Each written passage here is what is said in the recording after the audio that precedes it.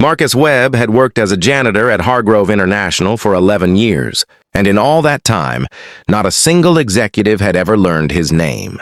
He moved through the gleaming corridors of the 32nd floor like a ghost, pushing his mop bucket across the marble tiles, while men and women in expensive suits walked past him without a glance, their eyes fixed on their phones, their minds locked inside boardrooms, where decisions worth millions were made before breakfast.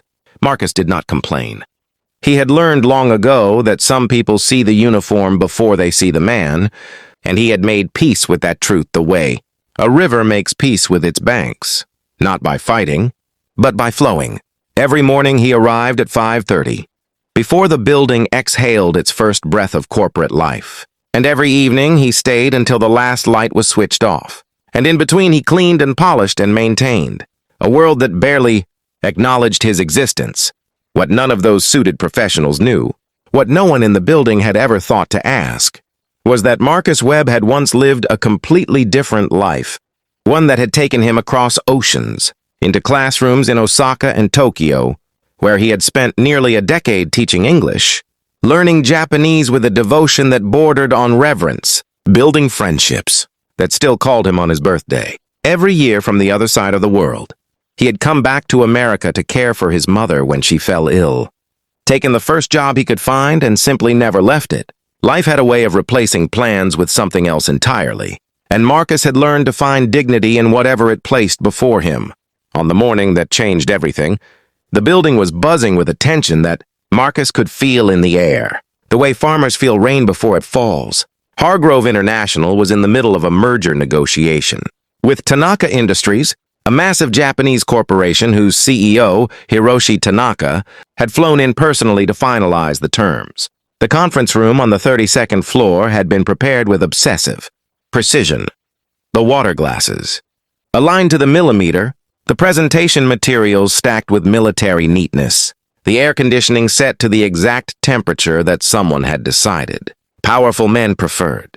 Marcus had cleaned that room himself at 4 in the morning, buffing the table until he could see his own reflection looking back at him. By 10 o'clock, the mood had shifted from anticipation to quiet panic. Hiroshi Tanaka had arrived, seated himself at the head of the table, and then gone completely silent. Not rude, not aggressive, simply silent. He listened to the Hargrove team's opening presentation with an expression that revealed nothing, responded to direct questions with brief, polite nods, and when asked for his thoughts, he smiled faintly and said he needed a moment. The Hargrove. Executives stepped into the hallway, whispering urgently to one another, their confidence visibly crumbling.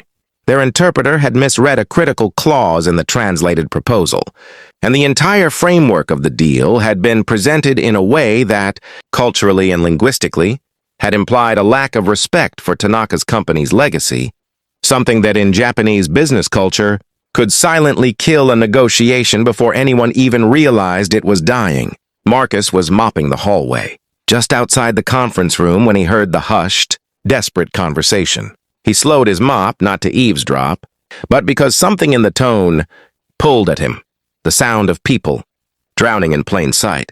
One of the junior executives, a young woman named Claire, who had once held the elevator door open for Marcus and asked him how his day was going, looked up and caught his eye. There was no calculation in what Marcus did next, only the quiet confidence of a man who knows exactly what he knows. He leaned his mop against the wall, straightened his gray uniform, walked to the conference room door, knocked twice and stepped inside. Hiroshi Tanaka looked up. Marcus met his eyes and began to speak. In Japanese, fluid and warm and deeply respectful, using the formal register reserved for honoring someone of great standing. He acknowledged the confusion in the proposal, gently and without blame, explained the intended meaning with cultural precision, and expressed, on behalf of the company, a genuine respect for everything Tanaka Industries represented. The room was absolutely still. Hiroshi Tanaka stared at Marcus for a long moment, and then, slowly, something shifted in his face. The walls came down. A real smile appeared, and he responded in Japanese. His voice relaxed for the first time all morning. The two men spoke for several minutes while the executive stood frozen, watching a janitor save a $100 million deal with nothing but wisdom, language, and grace. The merger was signed that afternoon. Marcus was offered a position as a cultural liaison before the ink was dry, a role that finally put his name on a door instead of a mop bucket. But what Marcus remembered most was not the promotion or the applause. It was the moment Hiroshi Tanaka shook his hand at the end and said, in Japanese, that he had never felt more respected in a foreign country than he had in that moment. Some people spend their lives trying to be seen.